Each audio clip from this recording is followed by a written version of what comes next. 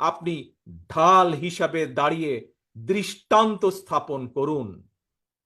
আমাদেরকে মনে রাখতে হবে, বাংলাদেশে ভূখণ্ডে বসবাসকারী প্রত্যেকটি মানুষের একটি পরিচয়, সেটি হচ্ছে আমরা বাংলাদেশী। অস্থিতিশীলকারীদের আমি হুঁশিয়ার করে দিয়ে বলতে চাই, পুলিশ কিংবা ধর্মীয় সংখ্যালঘু জনগোষ্ঠী আজ থেকে, এই মুহূর্ত থেকে হামলা কিংবা নৈরাজ্য বন্ধ করুন। এমনকি কেউ বিএনপির নাম ব্যবহার করে কোনো অপকর্ম করতে চাইলে তাকে ধরে আইনে হাতে তুলে দিন। কোনো পুলিশের বিরুদ্ধে কোনো সুনির্দিষ্ট অভিযোগ থাকলে সংশ্লিষ্ট কর্তৃপক্ষের